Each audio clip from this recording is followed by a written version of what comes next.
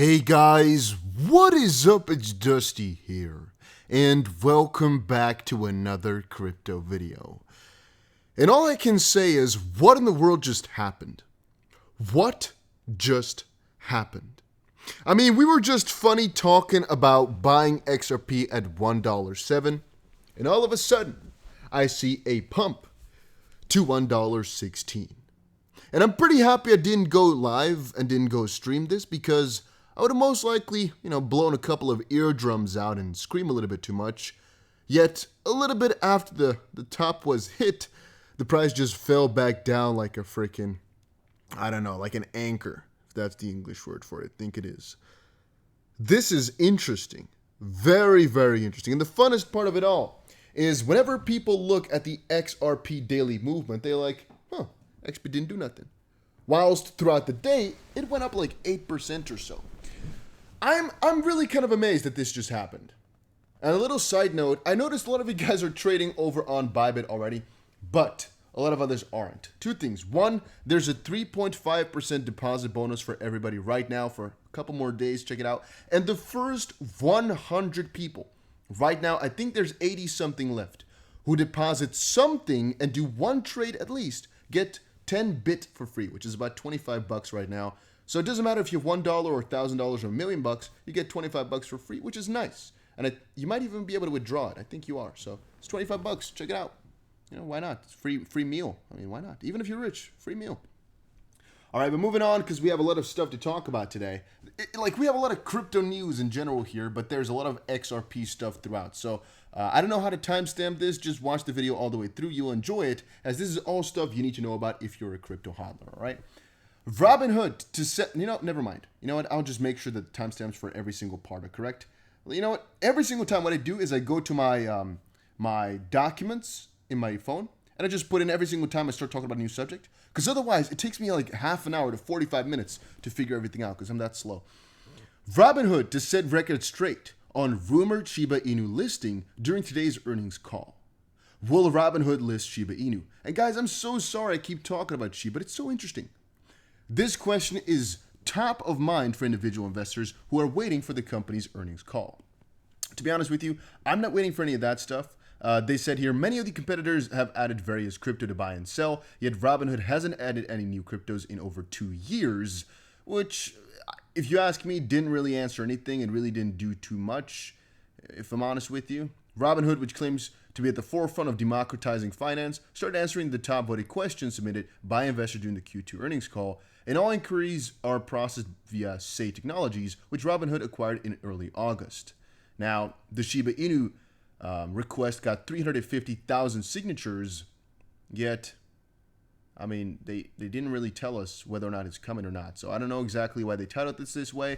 It's not as exciting as I would have expected. I would have liked a yes or a no, but seeing as if the price is still pretty damn high, I'm assuming nothing was said anyway, or at least that's what I assumed before, and we ultimately were correct in that sense, so that's good. Again, guys, we have a lot of XP news, but just go to the timestamps down below if there's a specific piece of news you want to see. Ray Dalio chooses a mix of Bitcoin and gold for a rainy day, while BlackRock CEO and Goldman Sachs chair prefer the US dollar. Preference. And very often this is a matter of perspective. Ray Dalio, very wealthy. Scaramucci, very wealthy. BlackRock CEO, very wealthy. All these guys are extremely, extremely wealthy. Yet, it's a way off, Why would any person buy Bitcoin? Well, if you want to hedge against the traditional system. Would it be logical if a person trusted the US dollar more? Kinda, yeah. If you're in the upper layer of the society anyway, and you have stick with that your entire life, I can understand how you're kind of hesitant to let it go or to kind of change your belief system, basically. So I understand. Specifically, the older you get, the more difficult it becomes to let go of certain things in this specific sense as well. And also, think about it. You've worked your entire life to build up your net worth in US dollars. All of a sudden, some kid's telling you should switch it over and just send it all to an unknown currency made by an unknown person. I can understand where the criticism comes from. Yet, I disagree firmly because I think crypto is the future. But I understand where their frustration, or no, not frustration, their preference, I guess, comes from. It's not too strange. But it's a timely process. It takes time for these guys to understand it properly, but most importantly, to trust it properly. But then again, guys, it's just taking time. It's not a question of will it happen. It's a question of when is it going to go down. All right, having said that, I had an article here that is not opening itself, but the premise of it was what Ripple just shared over on their Twitter. We're thrilled to share that we are partnering with people to bring ODL to the Middle East for the first time. The MENA region is home to two of the top 3 remittance corridors in the world, having sent $80 billion in remittances. And by the way, I'm shifting over a little bit in terms of how I'm sitting, if you're wondering what the sound is. I'm not farting. Which is why we're excited that this partnership will drive innovation, thereby facilitating instant low-cost remittances.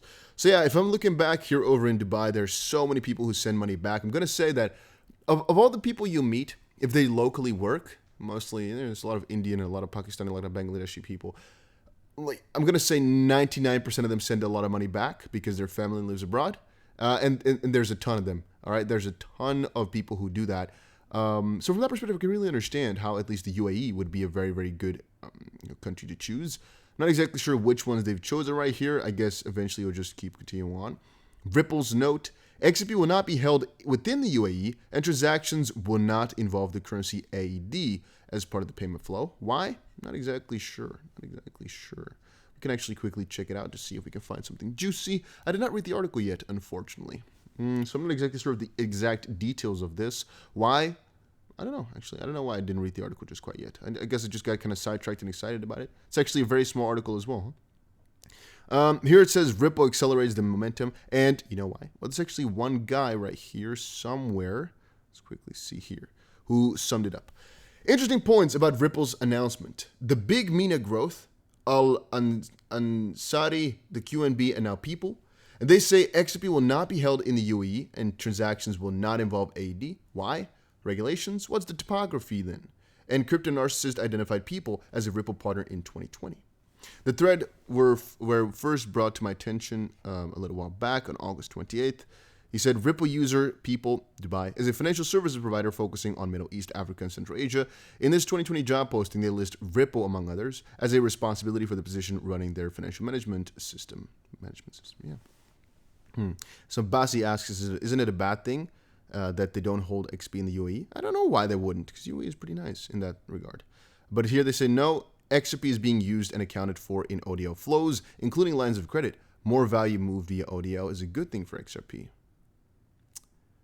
I don't know. I don't know about this. I have no idea. I can't even think of a logical explanation for it either. If you guys have one, put it down in the comment section. And guys, if you are enjoying these daily crypto videos, you know what to do, right? Smash that like button. Let's get to 2 likes. All right, let's get to at least 2 likes. If we can get that, I'm going to throw myself a party. All right, I'm going to get smashed. No, just kidding. I don't do that, of course. That's a good one, you know? Just have a really, really low like requirement. So to say, if we can get to 4 likes, I'm going to go do something. Knowing that you guys will always press 4 likes. Hey, that's a good plan, all right? That's a good conditional. I like that. Digital asset investor. New timestamp, 8:20. 10 questions Congress should ask regarding the SEC v. Ripple case. And it's a long one, but it's interesting.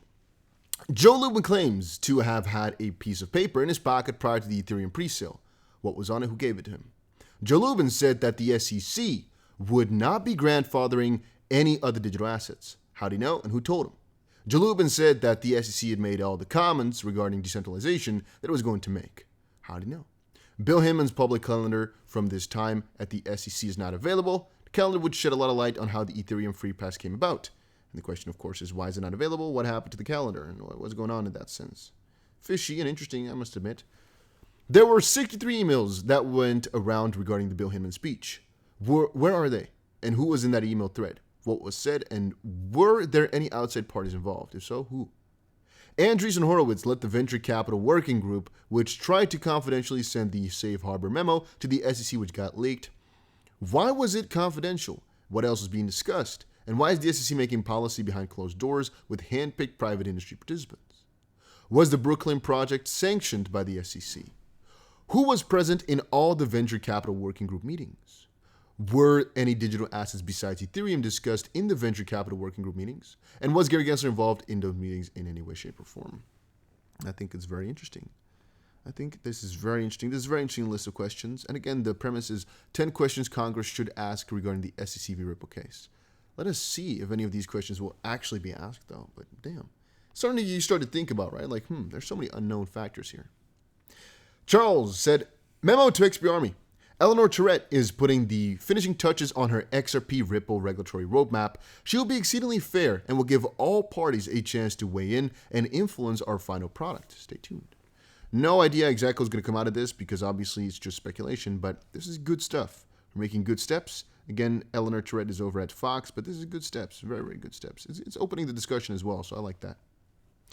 Bitso, which a lot of you guys know is a pretty popular exchange, gave an update on SongBird. If you participated in the snapshot basically in 2020, December 12th, you're eligible to claim your SongBird tokens by filling out the claim form, send via email, and adding a compatible Flare Networks address to withdraw your tokens. Learn more. Again, this is also very freaking interesting, I guess, just if you're a SongBird or Flare supporter.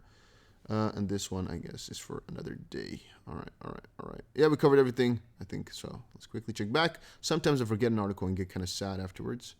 No, we covered all of them. We are good. Again, guys, check out Bybit. A link is down below for that. A crypto exchange I use a lot. We can form a team, by the way. You know that actually internally they have a team, and we're pretty good in terms of our team statistics. So if you want to join the team, link is down below for that. There's right now a couple of really cool bonuses. Check it out. And happy trading. I mean, this is really funny to see, but I don't have a good update on what you should do in terms of buying or selling. This is just, I'm in a little bit of a predicament because my last buy was like 3 days ago now at $1.07. We already shot to $1.16. I'm a little bit confused, a little bit amazed, but I have to kind of readjust here a little bit. This is very freaking interesting.